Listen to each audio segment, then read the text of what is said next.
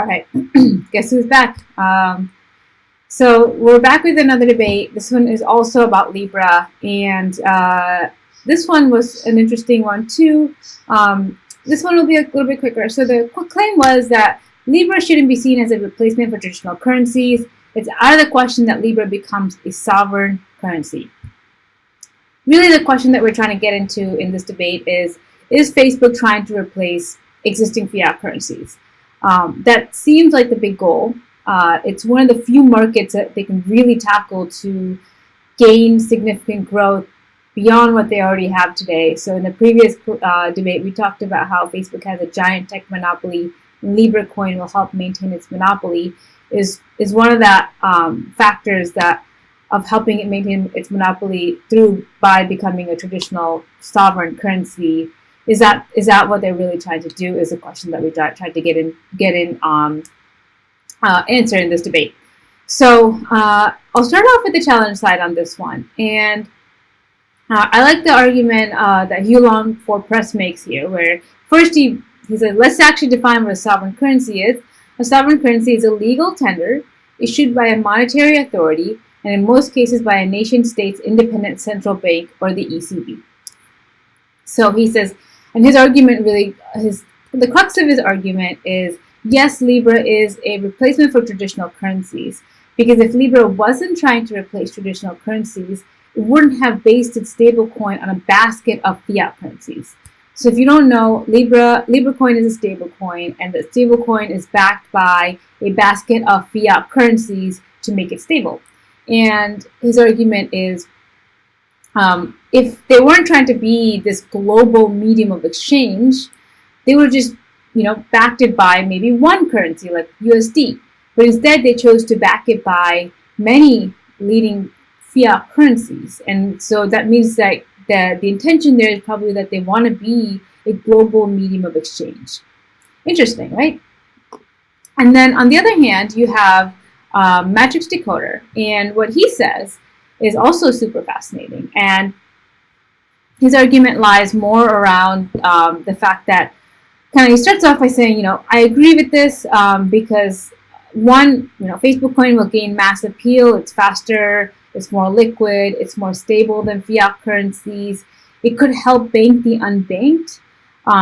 It could be better with remittances. It can offer cross-border and global payments. So there's all these things that fiat currencies can't do today, which Libra coin has the potential to do. And particularly, I like to point on banking the unbanked, because a lot of the crypto people claim that the motivation behind a lot of this crypto movement is to bank the unbanked, right? So now, there's tons of people in the world who just do not have access to any kind of financial ecosystem, and not even a bank. And when you don't have access to that, your lifestyle is very limited. And so if we can bank the unbanked, we can give them a lot of opportunity. And that's some of the goals of what we're doing in crypto. And he says, if Facebook Libra coin can help bank the unbanked, because some of these unbanked people might not have a bank, but they have Facebook, and now they can use Libra, and now they have access to financial services. He's like, if that's the case, then how is it not a currency, right? How is it not competing with current currencies? Moreover, he says, there's no reason why Libra can't displace fiat currencies in developing and developed nations. He's people just want money that's accepted by everyone else. And there's very few countries who can actually claim that they have stable currencies. And I know Matrix Decoder from our community, and I know that he's actually from Zimbabwe. And so he has first-hand experience with the fact that there's a lot of countries like Zimbabwe which can't claim stable currencies. And so Libra could offer a much better alternative to their existing fiat currencies. So who's to say that this can't be a sovereign currency? And he's kind of closes off by saying, Libra coin, what's fascinating about this is that it actually starts to bring in and the question the role of a central bank, because a central bank can kind of print money out of thin air, it's not transparent, etc. Whereas Facebook coin with Libra is basically questioning the role of the central bank and and showing that it can do fiat currency better than a central bank, potentially. And it kind of closes off by saying, what stops a central bank from accepting Libra as currency or even joining the Libra Association to support a global paradigm shift and usher in an era of sound money? Pretty good, right? And then on the other side, you have William, who actually decided to back this claim and take the opposing stance again. And so he agrees with this claim. He says he doesn't believe that Libra can become a sovereign currency. And he's like, he says, don't overhype Libra. Let's focus on the facts. He kind of says, let's not drink the Kool-Aid. The rhetoric around Facebook Libra is overhyped. It hasn't even launched yet. Let's not feed the media machine. Let's not jump to hasty conclusions. Let's actually focus on the facts. And secondly, he says, the fact that to buy Libra, you need fiat currency. That means you're using, it's hard. He says it's hard for a new system to replace an old system when the new system relies on the old system to function. So he argues that this is not the definition of a sovereign currency. And secondly, he kind of says the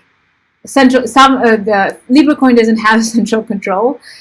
He says a sovereign currency implies that a central bank or similar entity retains complete control.